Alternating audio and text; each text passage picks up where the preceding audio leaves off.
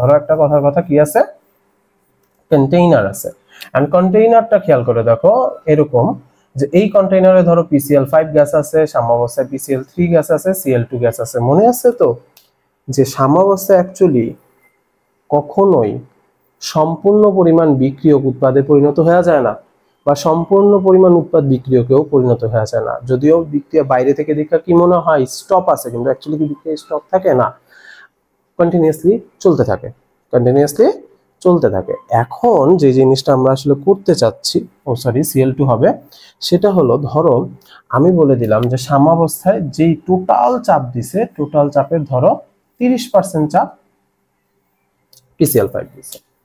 এই কথার অর্থ কি খেয়াল করে দেখো যে ওর মৌল ভগ্নাংশ অ্যাকচুয়ালি 0.3, ওই যে 30% মানে 0.3, সেভাবে আর কি চিন্তা করলাম। এখন মৌল ভগ্নাংশের সূত্র কি অনেকেই পারে না, তাদের জন্য একটু জাস্ট বললা দেই, ধরো xPCl5, এই কথা দিয়ে আসলে PCl5 এর মৌল ভগ্নাংশ এই কথাটা অ্যাকচুয়ালি বোঝানো হয়।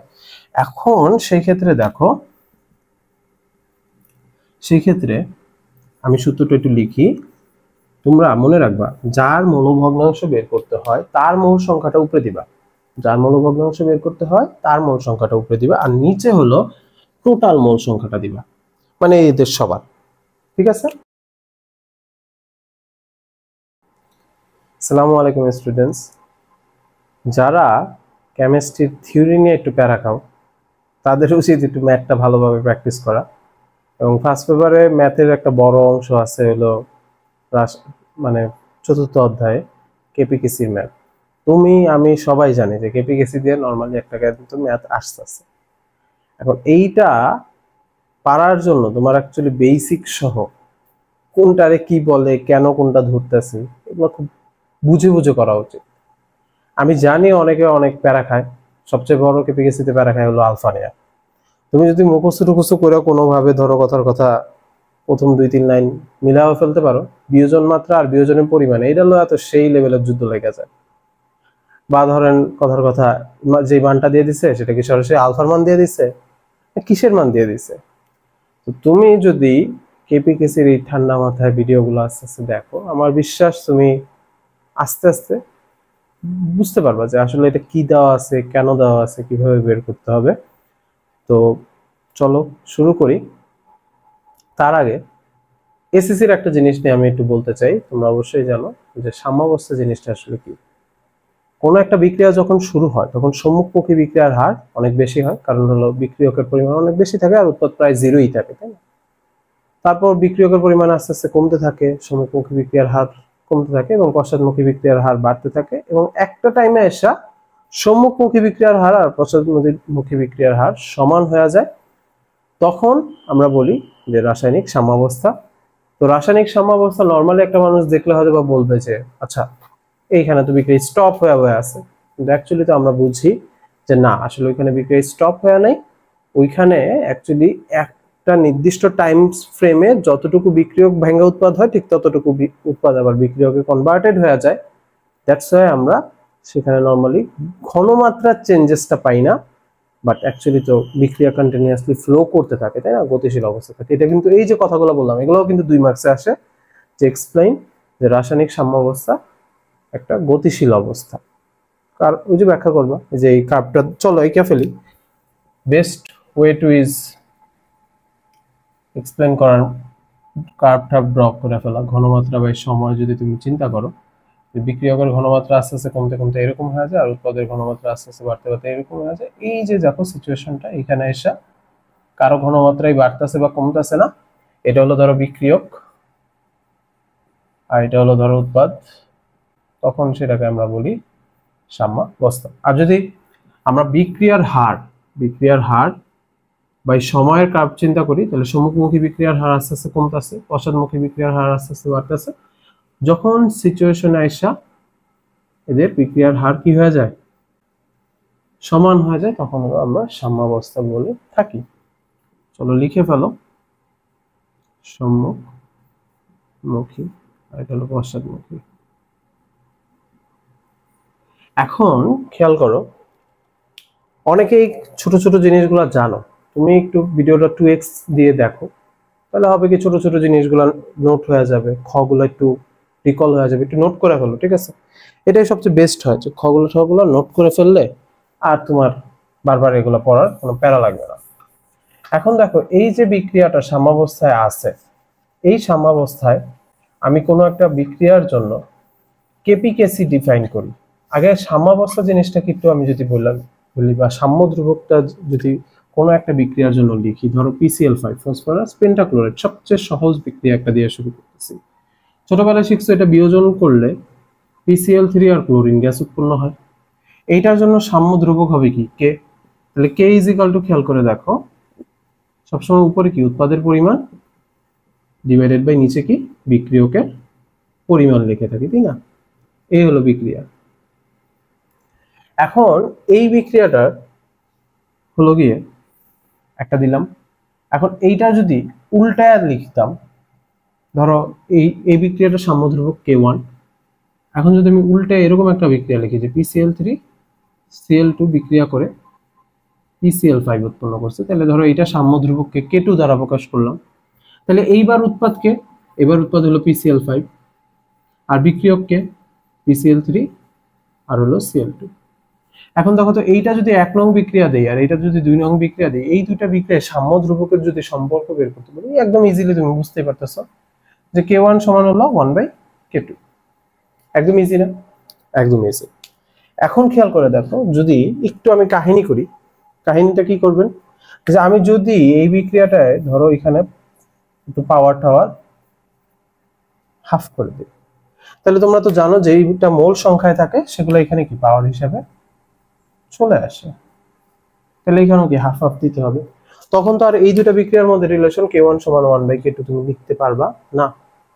কেন পারবা না? কারণ দেখো তখন তোমার এই যে K2টা, এইটা কিন্তু শুধু K1 এর ইনভার্সই না, আবার এখানে কি হয়ে গেছে, অর্ধেক হয়ে গেছে না সব। তাহলে সমান করার জন্য সেটাকে আগে কি করতে হবে, স্কয়ার করে দিতে হবে। তাহলে K1 = 1/K2 স্কয়ার। বুঝতেছো? বা ধরো তোমার কথা এমসিকিউ অপশনে এরকম থাকতে পারে যে K1 K2 স্কয়ার = 1। এই হলো মোটামুটি সাম্য ধ্রুবকের ঘটনা। এখন এই সাম্য ধ্রুবক দুই ধরনের হয়ে থাকতে পারে, একটা হলো কেপি আর একটা হলো গিয়ে কেসি। এখন কেপি কেসির ব্যাপারটা কি বা কেমনে আসলো সেগুলো আস্তে আস্তে জানবো আমরা, বাট আগে চলো লিখাটা শিখি যে কেপি কেসিটা আসলে লিখা কিভাবে। দেখো কেপির সময় অ্যাকচুয়ালি যে জিনিসটা হয় যে স্থির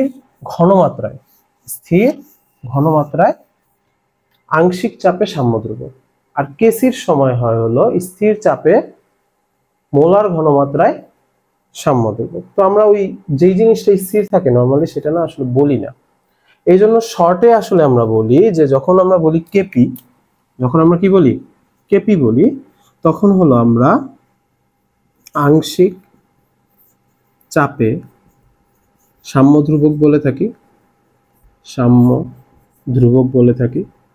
আর কেসির সময় মোলার ঘনমাত্রায় সাম্য ধ্রুবক বলে থাকি। স্থির যে জিনিসটা ওটা কনসিডার তো করি না, এই জন্য লিখিও না। এখন দেখো তুমি এইটার জন্য যখন লিখবা, ধরো PPCl3 × PCl2 / PPCl5, অর্থাৎ কি এই যে এইভাবে লেখা তো তোমরা অবশ্যই জানো। ধরো PN2, এই কথার অর্থ কি, নাইট্রোজেন গ্যাসের আংশিক চাপ, নাইট্রোজেন গ্যাসের কি আংশিক চাপ। তোমরা এই জিনিসটা ডাল্টনের সূত্রে পড়ে আসছো, তাই না? কোন একটা গ্যাসের আংশিক চাপ কিভাবে বের করে, মৌল ভগ্নাংশ ইনটু মোট চাপ, ওগুলো আমি যাবো আস্তে আস্তে ডিসকাসে। বাট এটার উচ্চারণগুলো তাহলে কি আসবে যে PCl3 এর আংশিক চাপ ইনটু ক্লোরিন গ্যাসের আংশিক চাপ ডিভাইডেড বাই PCl5 এর আংশিক চাপ। সিমিলারলি কেসির ক্ষেত্রে তুমি এখানে ঘনমাত্রা নিয়ে চিন্তা করবা এবং PCl3 এর ঘনমাত্রা ক্লোরিন গ্যাসের ঘনমাত্রা ডিভাইডেড বাই PCl5 এর ঘনমাত্রা, তাই তো?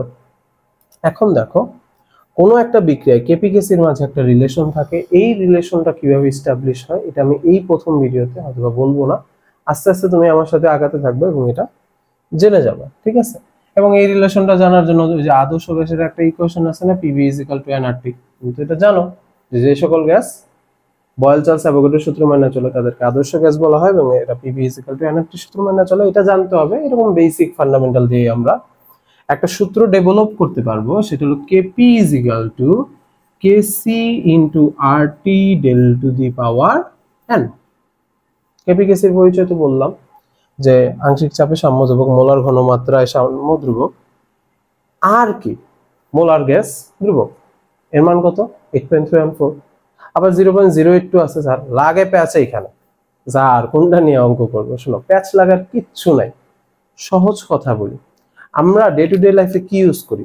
বেশিরভাগ ইউনিট সিস্টেমে, এসআই ইউনিট সিস্টেম ইউজ করি, তাই না বলো? যেমন দূরত্বের একক মিটার, ভরের একক কেজি, এরকম ইউজ করি না?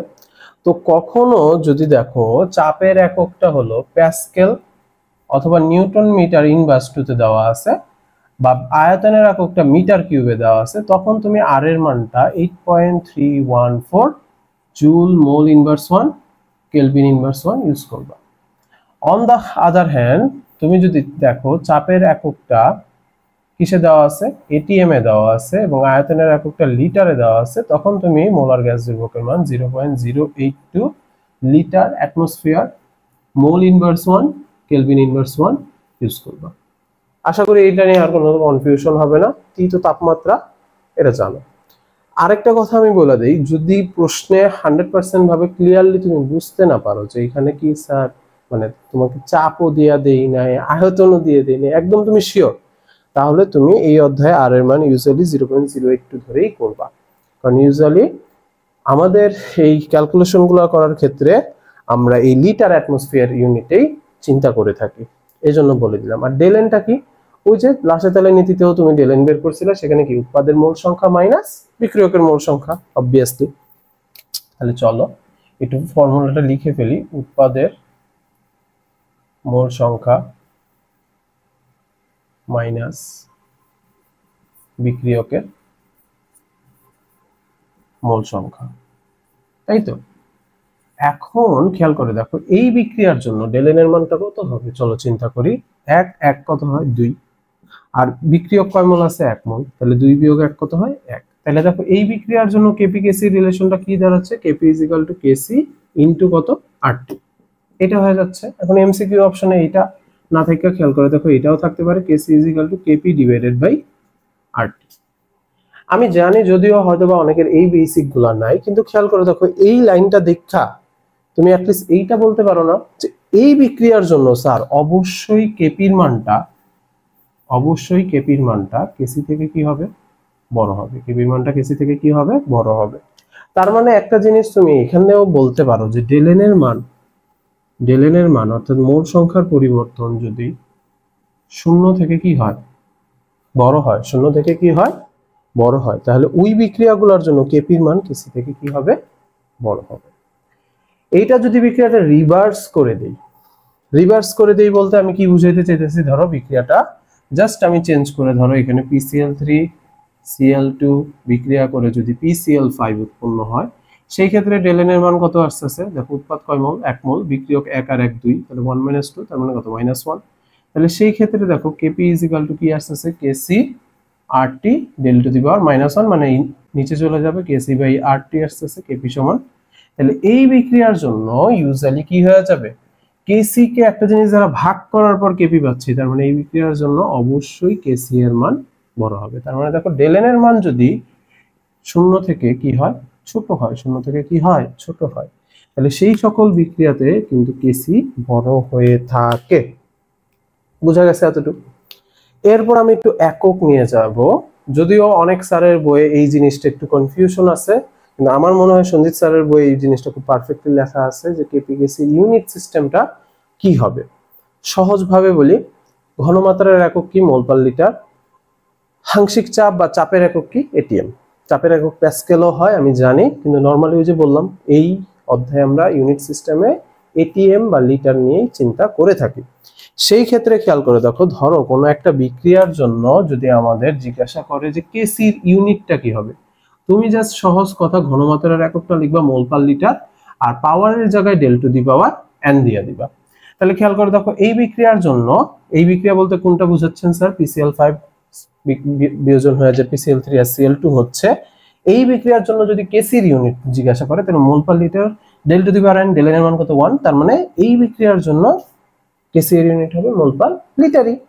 আর কেপি এর ইউনিট কি হবে, নরমালি আমরা এটিএম এ চিন্তা করি, তাহলে খেয়াল করে দেখো ATM del to the power n, তাহলে এইখানেও del to the power n এর মান যেহেতু 1, তাহলে এই বিক্রিয়ার জন্য কেপি এর একক এটিএম এ হবে। ঠিক আছে, এখন যদি উপরের যে রিভার্স বিক্রিয়াটা লেখা রাখছি সেইটার জন্য যদি আমি চিন্তা করি, যেহেতু ডেল এন এর মান -1, তাহলে সেই ক্ষেত্রে দেখো এই বিক্রিয়াটার জন্য কেসি এর ইউনিট হবে মোল পার লিটার ইনভার্স 1, অথবা সেই ক্ষেত্রে এটা যদি আমি ঘুরে লিখি লিটার মোল ইনভার্স 1, এটাও কি লেখা যাবে না বলো? অবভিয়াসলি লেখা যাবে, এগুলো একদম কমন সেন্সের ব্যাপার স্যাপার। এরপর দেখো কেপি, কেপি কি ATM del to the power 1, তার মানে খেয়াল করে দেখো এটিএম ইনভার্স 1 লিখলেও লেখা যাবে। এই জিনিসগুলোই অনেক সময় জানো তোমাদের অ্যাডমিশনে একটু ঘুরায় পেঁচায় দেয়। 1 লিটার সমান 1 ডেসিমিটার কিউব, এটা তো জানো তাই না? তাহলে 1 লিটার সমান যেহেতু 1 ডেসিমিটার কিউব হয়ে থাকে, তাহলে জানো এইটা তোমার এমসিকিউতে সামটাইমস অ্যাডমিশনে গেলে এইভাবে অ্যাভেলেবল থাকবে, ডেসিমিটার কিউব মোল ইনভার্স 1। ঘাবড়ে যাওয়ার কিচ্ছু নাই, মাথাটা ঠান্ডা রাখা, একটু ছোট ছোট করে লেখা থাকে তো প্যারা খাওয়া যায়। দেখো রাজশাহী ইউনিভার্সিটিতে এই কাজটা, বা ধরো বিভিন্ন অ্যাডমিশনের কোশ্চেন এই কাজটা হয়, তুমি যদি রিয়েল অ্যাডমিশনের কোশ্চেনগুলো দেখো, দেখবে একটা আর একটা প্রশ্নের মাঝখানে অনেক গ্যাপ কম থাকে, সেটা তুমি চোখ দিয়ে ঠান্ডা মাথায় দেখতেছো কিনা এইটাও কিন্তু একটা পরীক্ষা হয়ে যায়। সো আমি বলবো মাথাটা ঠান্ডা রাখা খুবই ইম্পর্টেন্ট। সময় অনেক কম, আমরা জানি যে 1 ঘন্টা টাইম থাকে, অনেক দ্রুত দ্রুত টাইমটা চলে যায়, অনেকগুলো সাবজেক্ট অ্যান্সার করতে হয়, ছোট ছোট করে প্রশ্নগুলো লেখা থাকে। এই জন্য তোমাকে কিন্তু কাম থেকে মানে মাথাটা ঠান্ডা রেখা অপশনগুলো দেখা বা প্রত্যেকটা সিরিয়াল ঠিকভাবে দেখাটাও প্র্যাকটিস করার বিষয় আছে। এইরকম ছোটখাটো ইউনিট নিয়ে ঠিয়া আমরা হয়ে গেল, তাই না? এখন আমি আস্তে আস্তে মেইন টপিক গুলো যাওয়ার চেষ্টা করব। যে ধরো এই যে আমি একটা বিক্রিয়া লিখলাম, সেই বিক্রিয়া থেকে আমি কেসি এর সূত্র কিভাবে ডেভেলপ করব। অনেকে বলে স্যার এক একটার জন্য এক একটা হয়, স্যার আমি তো মুখস্থ রাখতে পারতেছি না, অথবা স্যার এখন এটা হইতাছে তখন এটা হইতাছে, এগুলো কিরম কিরম ব্যাপার, এতগুলো কি মনে রাখা যায়? দেখো অ্যাকচুয়ালি এগুলো মুখস্থ করে না, এগুলো মুখস্থ করা অ্যাকচুয়ালি উচিতই না। তুমি যা সহজ সিম্পল জিনিস মনে রাখবা দুইটা কথা। একটা হলো যে তোমার অ্যাকচুয়ালি এই অঙ্কগুলা ডেটা সেট অনুযায়ী তোমাকে কাজ করা উচিত, ডেটা সেট অনুযায়ী সূত্র টুত্র বানানো উচিত।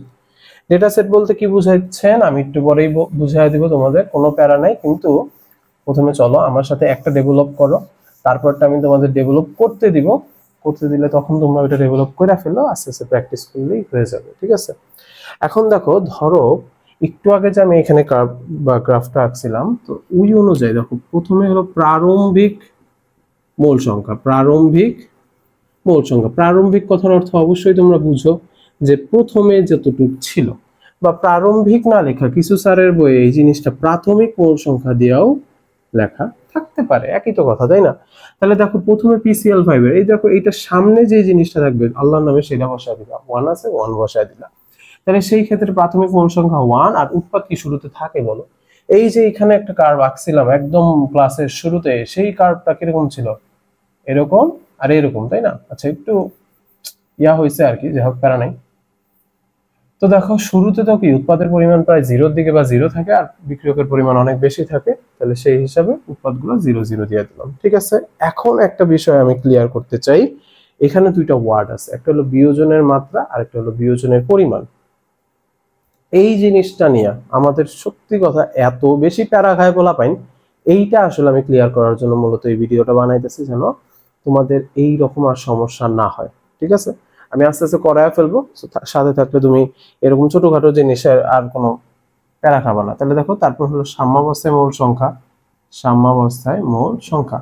এখন খেয়াল করে দেখো আমি আবারও বলি, এখানে আলফা দ্বারা আমি বিয়োজনের পরিমাণ বুঝাচ্ছি। আলফা দ্বারা আমি কি বুঝাচ্ছি বলতো? বিয়োজনের পরিমাণ। ঠিক আছে, এখন দেখো আমি ধরো চিন্তা করলাম যে এইখানে PCl5 থেকে ধরো 0.2 মোল PCl5 ভেঙে গেছে, 0.2 মোল PCl5 ভেঙে গেছে। তাহলে তুমি এখানে কি লিখতা বলতো? 1 মাইনাস 0.2, এটা লিখতা না? এখন খেয়াল করে দেখো তোমরা ছোটবেলায় মনে আছে স্টয়কিওমেট্রির একটা স্টয়কিওমেট্রিতে কি আলোচনা করতাম, কতটুকু বিক্রিয়ক থেকে কতটুকু উৎপাদ উৎপন্ন হবে, এই সকল হিসাব টিসাবই করতাম, তাই না? তাহলে দেখো এইখানে আমরা বলতাম না যে এখানে যদি 0.2 মোল ভাঙা যায়, এটাও 0.2 মোল উৎপন্ন হবে, এটাও 0.2 মোল উৎপন্ন হবে, কারণ এটা কি একটা 1:1:1 বিক্রিয়া, মানে এইটা ভাঙা 1 মোল, এটাও 1 মোল উৎপন্ন হবে। ঠিক সেরকম এটা লিখে এখানে 0.2, এখানে 0.2 লিখতা, তাই তো? এখন খেয়াল করো, এইখানে যদি তুমি 0.2 লিখো, না লিখে তুমি যদি জাস্ট চিন্তা করো যে আমি ধরলাম এনি র্যান্ডম ডেটা, তো তুমি এখানে 0.2 মোল না ভাঙা যায় 0.3 ও তো ভাঙতে পারে, প্রত্যেকটার জন্য কি তুমি আবার আবার আবার করে করে অঙ্ক করবা? কিন্তু প্যারা খেয়ে যাবা। এর থেকে আমরা দেখো বিয়োজনের পরিমাণটা নরমালি সব স্যারের বই আলফা ধরে, কিছু স্যারের বই এক্স ধরে, ইট রিয়েলি ডাজন্ট ম্যাটার, তুমি একটা ধরলেই হলো। আমরা আলফা ধরে অঙ্কটা করতেছি। তাহলে আমাদের খেয়াল করে দেখো, আবারও বলি, PCl5 বিক্রিয়ক কি পরিমাণ ভাঙছে? আলফা পরিমাণ ভাঙছে। তাহলে বিক্রিয়কের ক্ষেত্রে সবসময় সাম্যাবস্থায় লিখতে হয় কি পরিমাণ অবশিষ্ট রইল, কি পরিমাণ এখনো আছে। ধরো তোমার কাছে 500 টাকা ছিল, এখন তুমি কোনো জায়গায় বাজারে যা কোনো একটা জিনিস কিনতে গিয়ে 200 টাকা দিয়ে কোনো একটা জিনিস পারচেজ করে ফেললো, তাহলে তোমার কি পরিমাণ রইলো? 300 টাকা রইলো। 200 টাকা তো কি ওই যে যার থেকে জিনিসটা কিনছো সে পেয়ে গেলো। ঠিক এরকমই দেখো, তাহলে তোমার রিমেইনিং রইলো কত? 1 - আলফা পরিমাণ। তাহলে এইখানে উৎপাদটা কি? আলফা হবে, এইখানে উৎপাদটা কি? আলফা হবে, ঠিক আছে? তাহলে সেই ক্ষেত্রে আমাদের প্রথম 2 লাইন লেখা মোটামুটি হয়ে গেল, এবং এই 2টা লাইনে বিশ্বাস করো সবচেয়ে বেশি ইম্পর্টেন্ট, নিচের গুলো একবার ডেভেলপ করলে বাকিগুলো তোমরা নিজেরাই করতে পারবে। এখন দেখো আলফা বিয়োজনের পরিমাণ হলো, আর ধরে হলো ভি হলো আয়তন, ভি হলো পাত্রের আয়তন, এবং ধরো লিটার ইউনিটে। তাহলে সেই ক্ষেত্রে কেসি ইকুয়েশনটা কি রকম ভাবে ডেভেলপ হবে? দেখো PCl3 আলফা বাই ভি। ও আলফা বাই ভি কেমনে লিখতেছেন? দেখো এটা সাম্যাবস্থায় মোল সংখ্যা লিখতেছি, তাহলে S = ছোটবেলায় পড়ছো না n বাই ভি, তাহলে n হলো মোল সংখ্যা, ভি হলো আয়তন। এখন দেখো মোল সংখ্যার কি আলফা, আর ভি তো আয়তন, তাহলে এই জন্য আলফা বাই ভি, এটাও কি আলফা বাই ভি, আর এটা কি 1 - আলফা বাই কত? ভি। এখন আমি যদি আলফা বাই ভি লিখি, তাহলে alpha square V square into V into 1 - alpha, তাহলে কাটাকাটি করলে দেখো তো আমার লাইনটা কি চলে আসতেছে? Alpha square V into 1 - alpha. এই হইলো গিয়া মোটামুটি সূত্র কেসির জন্য। কোন বিক্রিয়ার জন্য? এই বিক্রিয়ার জন্য। এখন দেখো এখানে কয়টা জিনিস ভ্যারিয়েবল হইলো এই বিক্রিয়ার সাপেক্ষে? কেসির variable, V variable, alpha variable, মোটামুটি 3টা জিনিসের মান চেঞ্জ হইতে পারে। এখন 3টা জিনিসের মান চেঞ্জ হতে পারে, তাহলে চলো আমি যদি একটু প্রশ্ন লিখি, তাহলে এই জিনিসগুলো তুমি বুঝতে পারবা, ব্যাপারগুলো যে আসলে কি হইতাছে, কেমনে হইতাছে। আমি যদি এখানে বলি যে PCl5 এর, ধরো এবার প্রশ্ন বানানো শুরু করি, PCl5 এর 20% বিয়োজিত হয়, PCl5 এর 20% বিয়োজিত হয়, আচ্ছা 20 না দিয়ে ধরো 25% বিয়োজিত হয় বললাম। আর হলো আমি বললাম যে আয়তন 2 লিটার, তবে Kc = what? এরকম একটা ছোট্ট কোশ্চেন দিয়া ধুয়ে দিলাম তোমার জন্য, ছোট ছোট এমসিকিউ। তাহলে তুমি কি এই যে এটা তো তোমার ডেভেলপ করা আছে, তুমি এখানে খালি কি মান বসাই দিবা।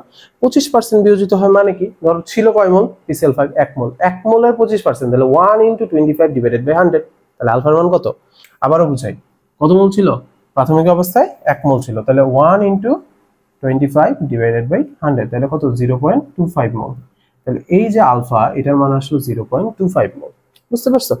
তাহলে সেই ক্ষেত্রে আর ভি এর মান তো 2 লিটার দেওয়া আছে, তাহলে চলো আল্লাহর নামে এখানে বসাই দিই 0.25 স্কয়ার, ভি এর মান হলো 2, 1 - 0.25, ঠিক আছে? এখন সেই ক্ষেত্রে খেয়াল করে দেখো যে আমি যদি ক্যালকুলেটরটা নিয়ে নরমালি ক্যালকুলেশন করে ফেলি, তাহলে 0.25 square divided by 2 into 1 - 0.25, I guess 0.04167 আসছে। তাও তোমরা একটু ক্যালকুলেটর দিয়ে মিলাই নিও, 0.04167। আর এটার এককটা কি বলছিলাম মনে আছে তো? মোল পার লিটার। বসায় দিলে হবে বা সাইন্টিফিক্যালি লিখলেও হয়ে যাবে। এখন দেখো আমি এই যে 25% বিয়োজিত হয়, এটা অ্যাকচুয়ালি কিসের মান বললাম? এটা হলো বিয়োজনের মাত্রা বলে দিছি। এই 25% এটা কি? বিয়োজনের মাত্রা। মাত্রা জিনিসটা আসলে কি বোঝায়? ধরো আমি একটা কথা বললাম যে আমার কাছে 500 টাকা আছে, এখন আমি বললাম যে আমি 20% টাকা খরচ করব। তার মানে কি আমি 100 টাকা থাকলে 20 টাকা খরচ করব। তাইলে আমার কাছে ছিল কত টাকা? 500 টাকা। তাহলে 100 টাকা যদি আমি 20 টাকায় খরচ করি, তাহলে 200 টাকায় 40, 300 টাকায় 60, 400 টাকায় 80, 500 টাকায় কত? 100 টাকা আমি খরচ করব। আমি বুঝতে পারছি 20% মানে ওটা হলো বিয়োজনের মাত্রাটা। আর বিয়োজনের পরিমাণ কথাটা হলো আমি অ্যাকচুয়ালি কত টাকা মানে স্পেন্ড করে ফেলছি। আমি কিন্তু 500 টাকা 100 টাকা স্পেন্ড করে ফেলছি। তার মানে খেয়াল করে দেখো অ্যাকচুয়ালি প্রাথমিক মূল সংখ্যাটা কত থাকে এর উপর কিন্তু বিয়োজনের পরিমাণটা নির্ভর করে। আমি কি বুঝতে পারছি? দেখো এখানে প্রাথমিক মূল সংখ্যাটা 1 ছিল, দ্যাটস ওয়াই এখানে কিন্তু আলফার মানটা এই দেখো 25% দেওয়া ছিল, এটা 0.25 হয়ে গেছে। এখন এরকমও কিছু অঙ্ক থাকতে পারে যে ধরো তোমাকে আমি কি বলে কেসির মান দিয়ে দিছি, ভি এর মান বলে দিছি, আলফার মান বের করতে হতে পারে। আমি আশা করবো এগুলো তুমি নরমালি জাস্ট করে ফেলতে পারবা, তাই না? এখন যে সব সময় কি এরকম হবে যে PCl5 এইটা দিয়ে আবার আমি শুরু করবো যে PCl5 এক মোলই থাকবে? নেসেসারি না। কিন্তু তোমাদের মনে আছে n = W/m ফর্মুলা ছিল না? তো আমি ধরো PCl5 এর মোল সংখ্যা 1 মোল না বলে দিলাম যে শুরুতে ধরো 10 গ্রাম PCl5 আছে, তখন ফসফরাস পেন্টাক্লোরাইডের আণবিক ভর দিয়ে ভাগ করে তুমি কি মোল সংখ্যা বের করে ফেলতে পারবে না? আশা করি পারবা। তাহলে সেই ক্ষেত্রে ধরো কখনো যদি PCl5 এর প্রাথমিক মোল সংখ্যা বইলা দেয় বা গ্রাম বইলা দেয়, তখন কিন্তু তুমি আর পণ্ডিতি করে 1 ধরতে চাইও না, আগে তুমি মোল সংখ্যাটা বের করে নিও। ঠিক আছে? এখন সেই ক্ষেত্রে ধরো আমি এইবার আবার সূত্রটা একটু ডিফারেন্ট ভাবে ডেভেলপ করে তোমাকে দেখাচ্ছি যে আসলে জিনিসটা তাইলে তখন আবার কি হবে। তখন তাইলে চিন্তা করে দেখো যে আমি যদি বলি যে এইখানে ধরো এটার প্রাথমিক মোল সংখ্যা এ, প্রাথমিক মোল সংখ্যা কত নিলাম এ, এর মান ধরো 1.5 মোল। আমি PCl5 1.5 মোল নিতে পারি, আমি 2 মোল নিতে পারি, আমি অনেক কিছুই নিতে পারি, তাই না? তাহলে সেই ক্ষেত্রে এই এ থেকে কি পরিমাণ বিয়োজিত হয়েছে? আলফা পরিমাণ বিয়োজিত হয়েছে। মানে ধরো আচ্ছা তোমার সুবিধার্থে আমি একটু ধরি 1.5 মোল। তাহলে 1.5 মোল থেকে ওই সেম কি পরিমাণ বিয়োজিত হয়েছে ধরো, আচ্ছা এই প্রশ্ন পরে আসতেছি, ধরো আমি বলে দিলাম যে 0.5 মোল বিয়োজিত হয়েছে। তাহলে থাকবো কয় মোল? 1 মোল। ওইভাবে লিখে নিবা। আর এইখানে খেয়াল করে দেখো এইটা যতটুকু বিয়োজিত হয়েছে এইটা থেকেই তো ততটুকু উৎপন্ন হবে। তার মানে এটা যদি আলফা পরিমাণ বিয়োজিত হয়েছে এটাও কি হবে? আলফা। এটাও কি হবে? আলফা। তাহলে সেই ক্ষেত্রে আমার কিন্তু একটা স্লাইটলি চেঞ্জ আসতেছে। সেই চেঞ্জটা কোথায় আসতেছে? সেই চেঞ্জটা আসতেছে হলো এইখানে এ। তাহলে সেই চেঞ্জটার কারণে কোথায় পরিবর্তন আসতেছে? এ। এই চেঞ্জটার কারণে কোথায় পরিবর্তন আসতেছে? সূত্রে এ। দেখছো আরেকটা কি নতুন সূত্রের মতো হয়ে গেল না? না, নতুন সূত্র না, অ্যাকচুয়াল ঘটনাটা হলো এইটাই। এইটা দিয়ে তোমার ডেভেলপ করা লাস্টে মানে তুমি মনে রাখবা এখানে কি প্রাথমিক মূল সংখ্যা না বলে দিলে এর মান কত ধরে নিবা? 1 ধরে নিবা। দেখো প্রথম প্রশ্নে কিন্তু আমি যখন করছিলাম তখন কিন্তু প্রাথমিক মূল সংখ্যা বলে দেই নাই, কখনো বলে না দিলে আবারও বলি কত ধরে নিবা? 1 ধরে নিবা। আর যদি আমি ধরো গ্রাম ঠাম বলে দেই বা প্রাথমিক মূল সংখ্যা 1.5 1.7 এনি র্যান্ডম ডেটা বলে দিই, তখন তো এর মান 1.7 বা 1.5ই বসাবা। এখন দেখো আমি জাস্ট এইখানে একটা ছোট্ট জিনিস চেঞ্জ করে দিয়ে আমি তোমাদের দেখাইতে চাই যে অ্যাকচুয়ালি কতটা পরিবর্তন বা প্রশ্নটা কি ধরনের আমরা অনেকে প্যারা খেয়ে যাই। সেটা হলো ধরো আমি বলে দিলাম এইখানে একটা কথা বলতে চাই, সেটা হলো আচ্ছা ধরো ক্যালকুলেটরটা রেখে নেই একটু, যে আমি বলে দিলাম 1.5 মোল PCl5 এর 25% বিয়োজিত হয়। আচ্ছা এখানে একটা ওয়ার্ড লেখা উচিত ছিল আমার, সাম্যাবস্থায় 25% সাম্যাবস্থায় বিয়োজিত হয়। আয়তন 2 litre, KC is equal to what. এইবার ঠিক আছে আমি শিওর। আচ্ছা আমি আবারও বলি 1.5 মোল না দিয়ে আমি কিন্তু গ্রামও দিতে পারতাম, তখন তো নিচে আণবিক ভর ফসফরাস কত 31 গুণ 35.5 গুণ 5 দিয়া যোগ করে ভাগ দিয়া দিলেই তো মোল সংখ্যা বের করতে পারতাম। আমি শিওর অনেকে এখানে আলফার মান আল্লাহর নামে 0.25 দিয়ে করে ফেলবে, কিন্তু অ্যাকচুয়ালি আমি বলি আমি কি বলছিলাম 25% কিন্তু বিয়োজনের পরিমাণ না, মাত্রা। চলো ছোট্টবেলার ঐকিক নিয়মে করি। ধরো 100 মোল যদি থাকতো তাহলে বিয়োজিত হতো কয় মোল? 25 মোল। তাহলে 1 মোল যদি থাকতো তাহলে বিয়োজিত হতো কত 25/100। তাহলে 1.5 মোল যদি থাকতো তাহলে বিয়োজিত হবে কত 25 ইন্টু 1.5 ডিভাইডেড বাই কত 100 which is কি 0.25 ইন্টু কত 1.5। তাহলে সেই ক্ষেত্রে দেখো আমার ভ্যালুটা কত আসছে 0.25 ইন্টু 1.5 which is 0.375। তার মানে এই যে 25% এটা কিসের মান? এটা আবারও বলি বিয়োজনের মাত্রা, আর আলফার মান কিন্তু আপনাকে নিতে হবে 0.375, ভুলেও কিন্তু 0.25 নেওয়া যাবে না। তবে নরমালি একটা জিনিস হয় কি বিয়োজনের মাত্রা আর বিয়োজনের পরিমাণটা সেম হয়ে যায় যখন ওই যে প্রাথমিক মোল সংখ্যা 1 হয়, এটা অনেকে বুঝা ফেলছো, তো এই ওই সময় তো সেম হবেই, কিন্তু যদি আলাদা হয় প্রাথমিক মোল সংখ্যা 1 না হয় অন্য কিছু হয় তখন কিন্তু এটা ডিফারেন্ট হয়। ঠিক আছে, তাহলে দেখো সেম অঙ্কই হবে, জাস্ট এর জায়গায় 1.5 বসায় দিবা, আলফার জায়গায় 0.375 বসায় দিবা, ভি এর জায়গায় 2 লিটার বসায় দিবা, শেষ। আবার এই অঙ্কেও কিন্তু আমি কেপি যেতে পারি, কেপি ইজ ইকুয়াল টু চাইলে কেসি আরটি ডেল্টা দিবা, আর এটা তো আর -1 না, KP is equal to KC into RT হবে, সেই অনুযায়ী তুমি জাস্ট ক্যালকুলেশন করলেই আশা করি হয়ে যাবে। এবং আমার যেটা কনসার্ন ছিল যে সবার আগে তুমি এইটা বুঝতে পারছো কিনা যে বিয়োজনের মাত্রা আর বিয়োজনের পরিমাণ কিন্তু সেম না। ঠিক আছে, এখন এইটা যখন হয় আমি ধরে নিলাম যে তুমি বিয়োজনের এই মাত্রার জিনিসটা বুঝতে পারছো। এখন আমি যদি একটা ডিফারেন্ট কেস নিয়ে আবার আলোচনা করতে চাই, ধরো এটা আমি মুছে দেই আবার।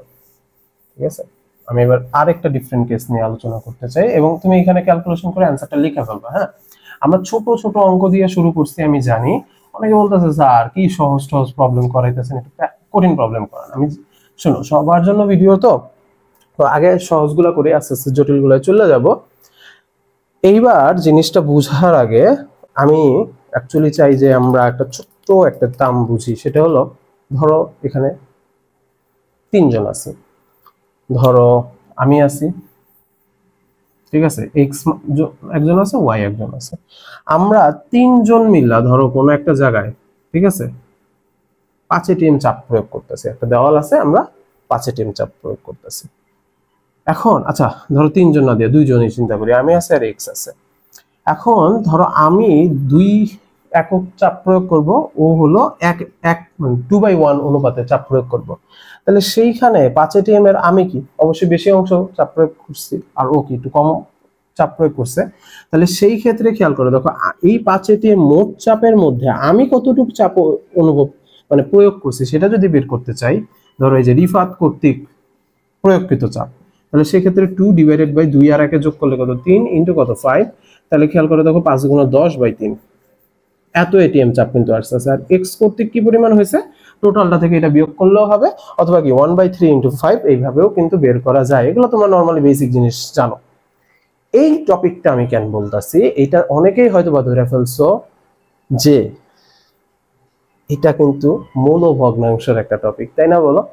এই মৌল ভগ্নাংশ টপিক দিয়ে রিসেন্ট ডেজে কিন্তু দেখা গেছে যে কোয়েশ্চেন আসে। ধরো কথার কথা একটা কন্টেইনার আছে, ধরো একটা কথার কথা কি আছে, কন্টেইনার আছে, এন্ড কন্টেইনারটা খেয়াল করে দেখো এরকম যে এই কন্টেইনারে ধরো PCl5 গ্যাস আছে, সাম্যাবস্থায় PCl3 গ্যাস আছে, Cl2 গ্যাস আছে। মনে আছে তো যে সাম্যাবস্থায় অ্যাকচুয়ালি কখনোই সম্পূর্ণ পরিমাণ বিক্রিয়ক উৎপাদে পরিণত হয়ে যায় না, বা সম্পূর্ণ পরিমাণ উৎপাদ বিক্রিয়কেও পরিণত হয়ে যায় না। যদিও বিক্রিয়া বাইরে থেকে দেখা কি মনে হয় স্টপ আছে, কিন্তু অ্যাকচুয়ালি কি বিক্রিয়া স্টপ থাকে না, কন্টিনিউয়াসলি চলতে থাকে, কন্টিনিউয়াসলি চলতে থাকে। এখন যে জিনিসটা আমরা আসলে করতে চাচ্ছি, Cl2 হবে, সেটা হলো ধরো আমি বলে দিলাম যে সাম্যাবস্থায় যেই টোটাল চাপ দিছে, টোটাল চাপের ধরো 30% চাপ PCl5 দিছে।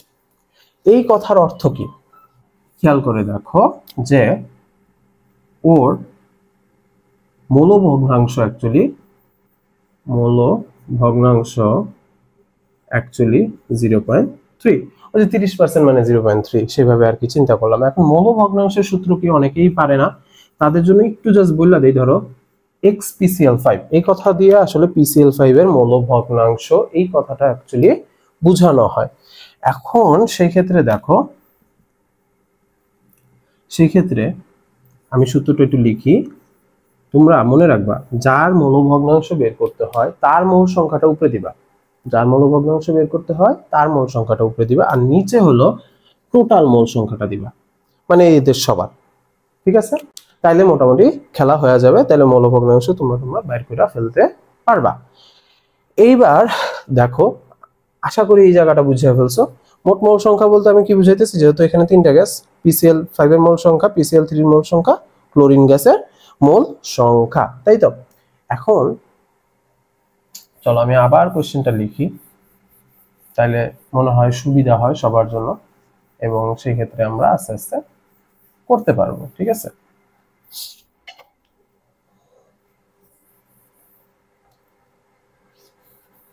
আচ্ছা এই এত ক্যালকুলেশন বোর্ডে না রেখে একটু মুছে দিই, এবং আমরা তো খাতায় এটা নোট করাই আছে।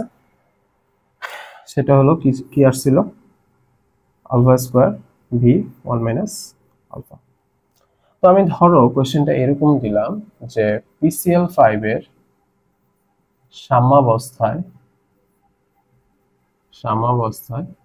30% রয়েছে কেসি কত, আর ভি এর মান अगेन 2 লিটারই রাখলাম, ভি এর মানটা আমি চেঞ্জ করতে চাচ্ছি না, এটা তো ম্যাটার করে না, তাই না।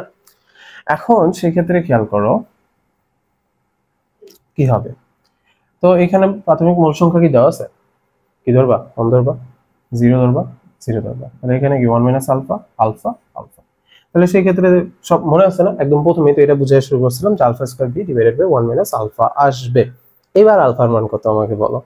এইবার কি আলফার মান 0.3, বলবা স্যার ওই যে 1 মোল ছিল, 1 মোল থাকলে তো ওই যে আপনি একটু আগে বলছেন বিয়োজনের পরিমাণ আর বিয়োজনের মাত্রা সেম হয়, লন 0.3 বসায় দেন।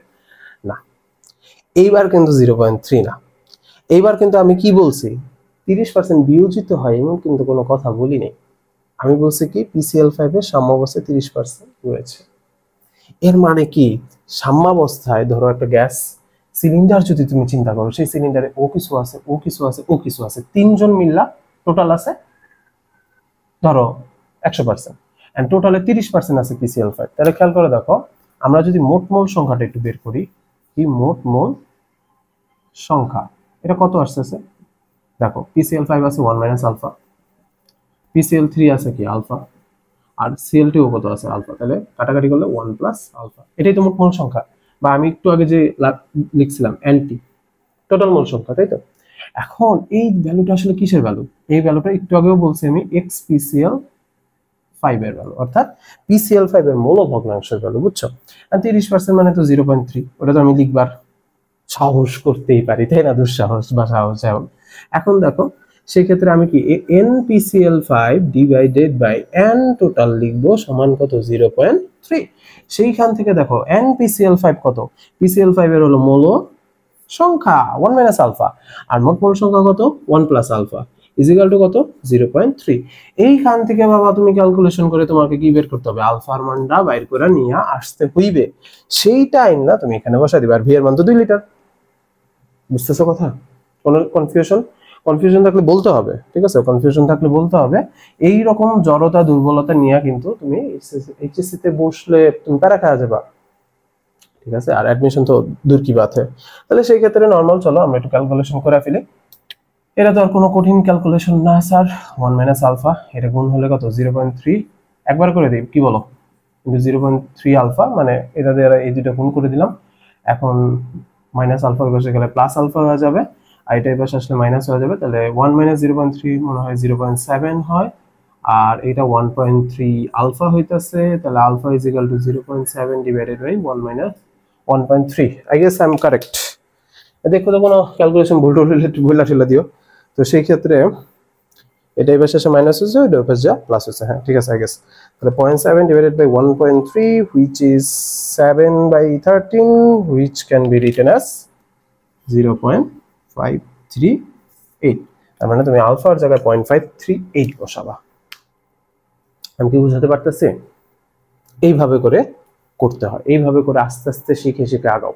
আমি জানি এগুলোর মাঝখানে আরো অনেক অনেক ছোট ছোট ইনফরমেশন দেওয়া যায়, কিন্তু এক ভিডিওতেই আমি যদি সব বলতে থাকি তোমার মাথা একদম গ্যাঞ্জাম হয়ে যাবে। আমি একটু প্রথমে ম্যাথ শিখালাম তোমাকে, ঠিক আছে, ম্যাথ শিখা আস্তে আস্তে তুমি আবার ব্যাক আসে থিওরি গুলা কেমনে আসলো এই লাইনটা, অনেকের মাথায় আসছে স্যার এই লাইনটা কেমনে আসলো, আপনি কেসি ইজ ইকুয়াল টু ডাইরেক্ট উৎপাদের ঘনমাত্রা বা বিক্রিয়কের ঘনমাত্রা লিখে দিচ্ছেন, টুকটাক কেন করতেছেন? একটু ম্যাথ শিখলা, ঠিক আছে, একটু ছোট ছোট জিনিস শিখলা, এগুলারে আবার ডেভেলপ করা হবে, ঠিক আছে। ছোট্ট একটা হয়তোবা কি বলে 2টা লাইন দিয়ে আমি আসলে আস্তে আস্তে ভিডিওটা কনক্লুশনের দিকে যাচ্ছি। আমি জানি অনেকক্ষণ ধরে তোমরা ধৈর্য ধরে আসো, খুব ধন্যবাদ তোমাদের। আসলে এটা তোমার কাজে লাগবে, ঠিক আছে। এই জন্যই অ্যাকচুয়ালি এত লাইন কনফিউশন গুলো আমার আসলে কাজ কি জানো, কনফিউশন যেন ক্লিয়ার হয়ে যায়, ঠিক আছে।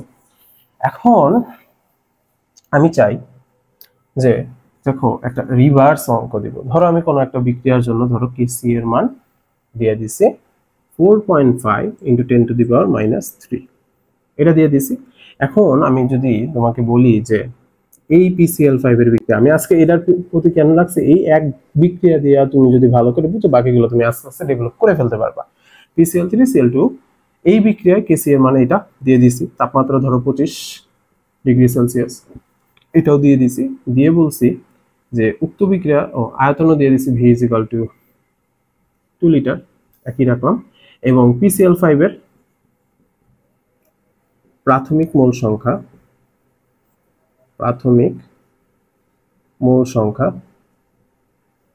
1.2 মোল, 1 কয় মোল, 2 মোল। তাহলে সেক্ষেত্রে বিয়োজনের মাত্রা কত নির্ণয় করা। আমি বিয়োজনের পরিমাণ কিন্তু বলি নাই, বিয়োজনের মাত্রা বলছি। মাইন্ডেড, ঠান্ডা মাথায় এই পুরো ভিডিওটা তুমি যদি দেখো, একটু রিভার্স ক্যালকুলেশন যদি তুমি করতে পারো, তাহলে তুমি এটা পারবা, আমার বিশ্বাস। একটু তোমাকে হিন্টস দিয়ে দিই, প্রথমে তোমাকে বিয়োজনের পরিমাণ বের করতে হবে আলফা। তারপর যেহেতু প্রাথমিক মোল সংখ্যা 1 দিয়া দেয়নি, 1.2 দিয়েছি, তবে সেটাতে তুমি ভাগ করলেই মোটামুটি পেয়ে যাবা। আশা করি ভিডিওটা বুঝতে পারছো, ভালো লাগছে। যদি ভালো লাগে তাইলে কি করবো, একটু শেয়ার করে দিও বন্ধুদের সাথে, এবং জানাই দিও যে কোন জায়গাটা বুঝতে পারছো, কোন জায়গাটা বুঝতে পারো না, কোন জায়গায় একটু প্যারা খেয়ে গেছো।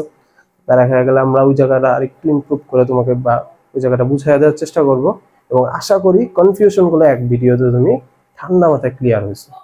আসসালামু আলাইকুম।